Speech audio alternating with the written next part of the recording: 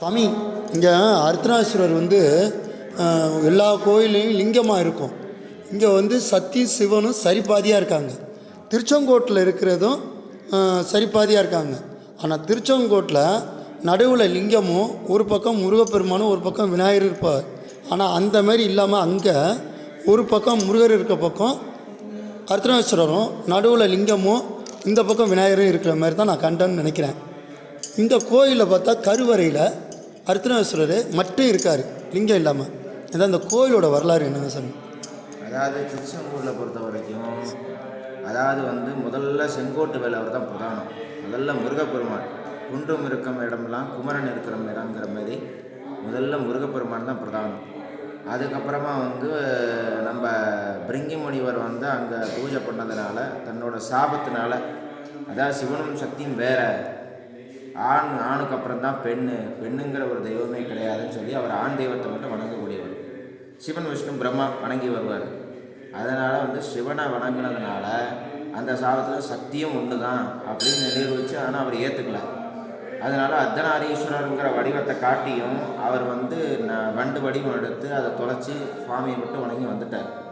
அதனால் அவங்க சக்திங்கிற ஒரு தெய்வம் உனக்கு தேவையில்லைங்கிறதுலாம் உடம்புல எதுக்கு சக்தி அப்படின்னு சொல்லி பிரிங்கிமணி வட்டத்தனோட சக்தியை அம்பாள் வாங்கிக்கிறாங்க. வாங்கினால ஜீவன்கிற சிவன் மட்டும் அவர் உடம்புல இருக்குது. அவர் எப்படினாலும் பூலோகத்தில் போய் தன்னை இது பண்ணணுங்கிறதுக்காக சுவாமி தன்னோட மனசு இது இறங்கி சுவாமி ஊண்டுகோல் கொடுத்து நீ கீழே போய் பூலோகத்தில் சுவாமியும் என்னையும் சக்தியும் நினச்சி தவம் இருந்தாருனாக்கா உனக்கு அந்த காட்சியை நீ பெறலாம் அப்படின்னு சொல்லி திருப்பி பூலோகத்துக்கு வரார். இந்த திருச்செங்கோடுங்கிற அந்த ஸ்தலத்தில் தவம் இருக்கிறார். தவம் மரகதலிங்கத்துக்கு பூஜை பண்ணுறார். அதுதான் அங்கே லிங்கம். மரகதலிங்கத்துக்கு பூஜை பண்ணுறார். மரகதலிங்கத்துக்கு பூஜை பண்ணி சுவாமி காட்சி கொடுத்து தன்னோட ஊன்றுகோலை கையில் வாங்குறாரு. ஆமாம், ஊன்றுகோலை வாங்கினதுனால அப்படின்னு பார்த்தீங்கன்னா அவருக்கு 3 கால், இந்த சாபத்தினால 3வது கால் ஒன்று வந்துடுது. மனிதனுக்கு 2 கால் தான், அவருக்கு மட்டும் 3 கால். 3வது கால் ஆணவங்கிற அந்த கால் அழியவே இல்லை. அதுக்காக தான் நீங்கள் இதுக்கு என்ன செய்யலாம்னு சுவாமி பாட்டு பிரார்த்தனை பண்ணி கேட்கும்போது, புளியங்காடுன்னு சொல்லி ஒரு காடு பக்கம் நீங்கள் போங்க, அந்த காடு பக்கத்தில் நான் காட்சி தருவேன் சுவாமி மறைஞ்சிடுறாரு. புளியங்காடுக்கு இங்கே வராது. இங்கே இந்த ஊர் பேர் புளியங்காடு. ஆதி காலத்தில் புளியங்காடு, புளிய மரம் மட்டும்தான் இருக்குது, வேறு எந்த மரமும் இங்கே முளைச்சதில்லை. ஆதி காலத்தில் புளிய மரம் மட்டும்தான். அந்த புளிய மரத்தில் நான் இருக்கேன், நீ பூஜையை பண்ணுன்னு சொல்லி சுவாமி சொல்லிடுறாரு. இங்கே ருத்ரயாகம் பண்ணி பல யாகங்கள் பல தவங்கள்லாம் பண்ணுறாரு. பிரிங்கி முனிவர் தவம் போனால் தன்னோட தவத்தை வச்சு சுவாமி அம்பாள் சேர்ந்து இதே ரூபத்தில் காட்சி கொடுக்குறாங்க. அதனால தான் மூலவர் இங்கே பிரதானமாக அப்படி இருக்கிறார். இங்கே லிங்க வடிவம் பார்க்க முடியாது. சுவாமி அம்பாலும் வேறு இல்லை, சிவனும் சக்தியும் ஒன்று தான், நானும் அன்னையும் ஒன்று தான் அப்படின்னு சொல்லி சுவாமி தன்னோட தன் ரூபத்தை காட்சி கொடுக்குறாரு. அதனால தான் சுவாமி தன்னோட கையில் அவரோட ஆயுதமே வச்சுருக்காரு. எந்த கோயிலும் சுவாமி திருசூலத்தோடு இருக்க மாட்டார். இந்த கோயிலில் பாசந்தாஸ்திரம் தன்னோட திருசூலத்தோடு சாமி இருக்கார். காசியில் கூட நீங்கள் எடுத்துட்டாலும் காலபைரவர் கையில் சூளம் இல்லை, சூளம் வச்சுருக்க மாட்டார். இங்கே திருசூலம் வச்சுருப்பார். கையில் பிரம்ம கபாலான்னு சொல்லி தன்னோட பிரம்மாவோட சிரத்தை நீங்கிற அந்த கபாலை சுவாமியோட கையில் இருக்குது. அது அர்த்தநாரீஸ்வரரில் கருவறை சிவனா அர்த்தநாரீஸ்வரர்?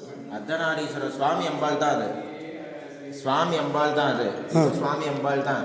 அது 2 கரம், இது 4 கரம். இதுதான் இந்த கோயிலோட விசேஷம். இங்கே 4 கரம், அங்கே 2 கரம். 2 கரம். அங்கே சாபம் முழுசாக நீங்கலை பிரிங்கி முனிவரோட.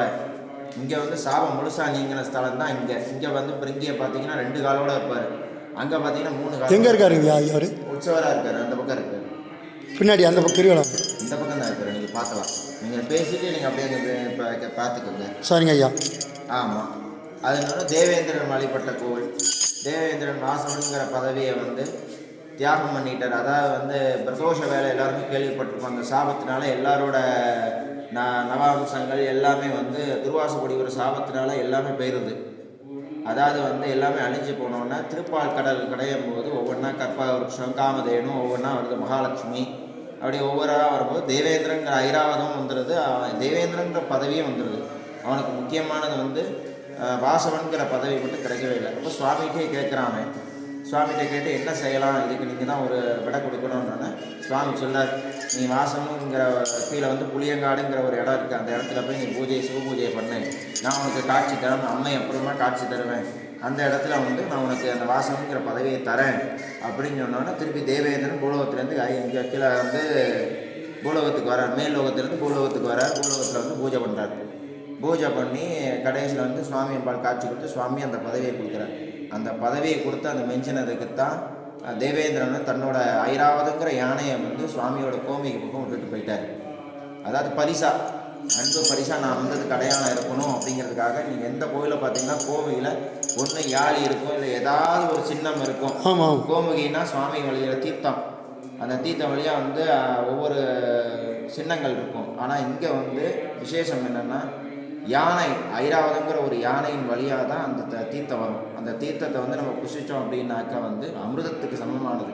சுவாமியும் அம்பாளுக்கு அபிஷேகம் பண்ணி அந்த தீர்த்தம் வந்து ஐராவதங்கிற யானைங்கிற வழியாக அந்த தீர்த்தம் வரும்போது அந்த தீர்த்தத்தை நம்ம குடித்தோம் அப்படின்னாக்க அமிர்தத்துக்கு சமமானது. எவ்வளோ பெரிய நோயாக இருந்தாலும் அந்த நோய் குணமாயிடும். அது எந்த மாதத்தில்? எந்த மாதத்தில் எப்போனாலும் சுவாமிக்கு அபிஷேகம் பண்ணுமோ அந்த தீர்த்தத்தை நம்ம புசித்தோம்னா, சுவாமிக்கு அபிஷேகம் ஆகி அந்த ஐராவதுங்கிற யானை வழியாக அந்த தீர்த்தம் வரும். அந்த தீர்த்தத்தை நம்ம குடித்தோம்னாக்க நம்ம உடம்புல எவ்வளோ பெரிய வியாதியாக இருந்தாலும் நிவர்த்தி ஆகிடும். சிவசிவா. ஆமாம், அதுதான் இங்கே உள்ள ஒரு சிறப்பம்சம். அப்புறம் மேலே பார்த்தீங்கன்னா பிரம்மா இருக்கார். ஆகாச பிரம்மான்னு இங்கே இருக்கார். அதாவது பிரம்மலோகம், பிரம்மலோகம் மாதிரி ஆகாச பிரம்மா இருக்கார். எங்கே பார்த்தாலும் சில கோயிலில் பிரம்மா இருப்பார், கண்டிப்பாக இருப்பார். ரொம்ப ஆதி காலத்து